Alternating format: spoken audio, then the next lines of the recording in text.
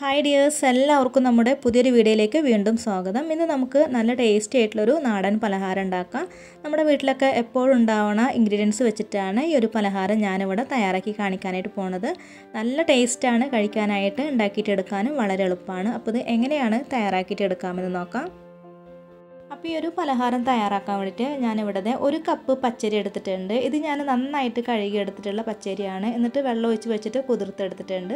ഇനി നമുക്ക് ഇതിലത്തെ വെള്ളമൊക്കെ ഒന്ന് മാറ്റിയതിന് ശേഷം നമുക്ക് ഈ ഒരു അരി മിക്സി ജാറിലേക്ക് ഇട്ട് കൊടുക്കാം. ഈ ഒരു പച്ചരി നമ്മൾ നന്നായിട്ട് കഴുകി എടുത്തതിന് ശേഷം ഒരു 3 മണിക്കൂറെങ്കിലും വെള്ളത്തിലിട്ടിട്ട് കുതിർത്തിട്ട് എടുക്കണം കേട്ടോ. എന്നാലാണ് നമുക്കത് കറക്റ്റായിട്ട് തന്നെ അരച്ചിട്ട് എടുക്കാനായിട്ട് പറ്റുള്ളൂ.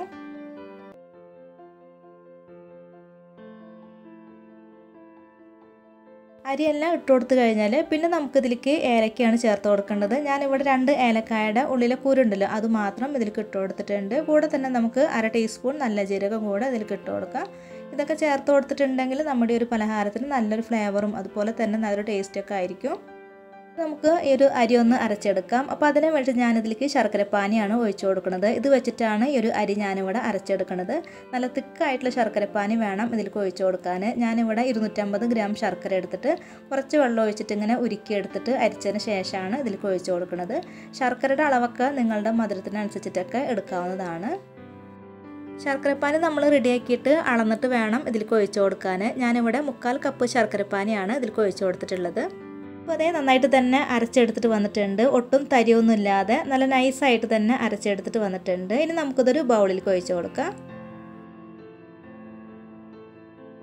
ഇനി ഇതിലേക്ക് ഞാൻ 1/4 കപ്പ് മൈദയാണ് ചേർത്ത് കൊടുക്കുന്നത്. ഈ ഒരു മൈദപ്പൊടിയൊക്കെ ഇട്ട് കൊടുത്തു കഴിഞ്ഞാൽ പിന്നെ നമുക്കിതിലേക്ക് 1 ടേബിൾ സ്പൂൺ അളവിൽ ഗോതമ്പ് പൊടി കൂടെ ചേർക്കാം. ഇനി 2 നുള്ള് ഉപ്പ് കൂടെ ചേർത്ത് ഇത് നന്നായിട്ടൊന്ന് മിക്സ് ചെയ്തിട്ടെടുക്കാം. ഇതുപോലെ നമ്മൾ മിക്സ് ചെയ്തിട്ടെടുക്കുമ്പോൾ നല്ല തിക്കായിട്ടാണ് ഉണ്ടാവുക. അപ്പോൾ അതൊന്ന് ലൂസാക്കിയിട്ട് എടുക്കാൻ വേണ്ടിയിട്ട് ഇതിലേക്ക് നമുക്ക് തേങ്ങാപ്പാലാണ് ഒഴിച്ചു കൊടുക്കേണ്ടത്. വെള്ളം ഒഴിച്ച് കൊടുത്തിട്ട് ലൂസാക്കിയിട്ട് എടുക്കരുത്. അപ്പോൾ ആദ്യം ഇതെല്ലാം കൂടെ ഒന്ന് മിക്സ് ചെയ്തിട്ടെടുക്കാം. അതിന് ശേഷം പിന്നെ നമുക്കിതിലേക്ക് തേങ്ങാപ്പാൽ ഒഴിച്ചു കൊടുക്കാം.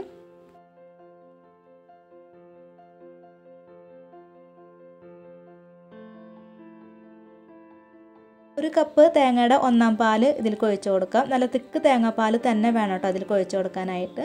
ഇനി ഇതെല്ലാം കൂടെ നന്നായിട്ടൊന്ന് കലക്കിയെടുക്കാം. ഒട്ടും കട്ടകളൊന്നും ഇല്ലാതൊന്ന് കലക്കിയെടുക്കാം.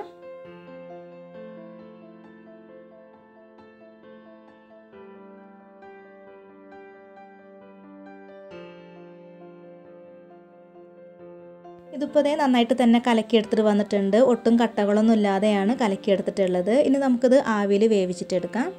അപ്പോൾ ഞാനിത് കേക്ക് ടിന്നിലാണ് കേട്ടോ ഒഴിച്ച് കൊടുക്കുന്നത്. ഇതിൽ ഞാൻ കുറച്ച് വെളിച്ചെണ്ണയൊക്കെ ഒന്ന് തേച്ച് കൊടുത്തിട്ടുണ്ടായിരുന്നു. ഇതുപോലത്തെ പാത്രം തന്നെ വേണമെന്നൊന്നുമില്ല. നമ്മുടെ വീട്ടിൽ ചോറിനണ സ്റ്റീലിൻ്റെ കിണ്ണുണ്ടല്ലോ അതിലൊക്കെ ഈ ഒരു ബാറ്റർ ഒഴിച്ച് കൊടുത്തിട്ട് നമുക്ക് വേവിച്ചിട്ടെടുക്കാവുന്നതാണ്.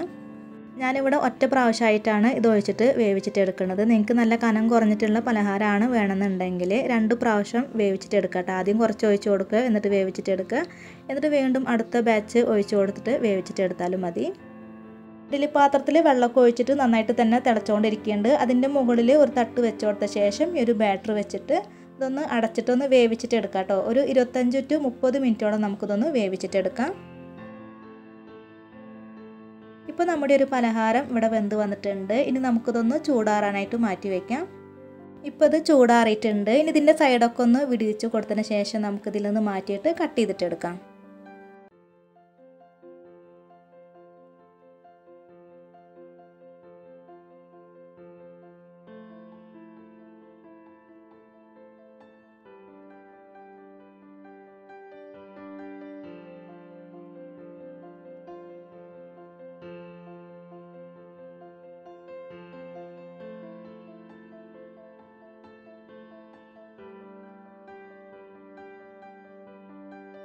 അപ്പോൾ ഇത്രയേ ഉള്ളൂ. വളരെ സിമ്പിളായിട്ട് ഉണ്ടാക്കിയിട്ട് എടുക്കാൻ പറ്റുന്ന ഒരു നാടൻ 4 മണി പലഹാരമാണ് ഇത്. കിണ്ണത്തപ്പത്തിൻ്റെ ഒക്കെ ആ ഒരു ടേസ്റ്റാണ് കേട്ടോ. അതുപോലെയൊക്കെ തന്നെയാണ് ഏകദേശമൊക്കെ ഉണ്ടാക്കുക. പക്ഷേ അത്രയ്ക്ക് അങ്ങോട്ട് സോഫ്റ്റ് അല്ല കേട്ടോ ഈ ഒരു പലഹാരം. അപ്പോൾ തീർച്ചയായിട്ടും ട്രൈ ചെയ്ത് നോക്കുക. നല്ല ടേസ്റ്റാണ് ഇത് ചായയുടെ ഒക്കെ കൂടെ കഴിക്കാൻ. അപ്പോൾ ഇന്നത്തെ ഒരു വീഡിയോ എല്ലാവർക്കും ഇഷ്ടമായിട്ടുണ്ട് എന്ന് കരുതുന്നു. അപ്പോൾ ഉണ്ടാക്കി നോക്കിയിട്ട് അഭിപ്രായങ്ങളൊക്കെ കമൻറ്റ് ബോക്സിൽ അറിയിക്കണം. വീഡിയോ ഇഷ്ടമായിട്ടുണ്ടെങ്കിൽ ലൈക്ക് ചെയ്യാനും ഷെയർ ചെയ്യാനൊന്നും മറക്കരുത്. പിന്നെ നമ്മുടെ ചാനൽ ഇതുവരെയും സബ്സ്ക്രൈബ് ചെയ്യാതെ കാണുന്ന കൂട്ടുകാർ ആരെങ്കിലും ഉണ്ടെങ്കിൽ ചാനലും സബ്സ്ക്രൈബ് ചെയ്യണം. അടുത്ത നല്ലൊരു റെസിപ്പിയുമായി വീണ്ടും വരാം. താങ്ക്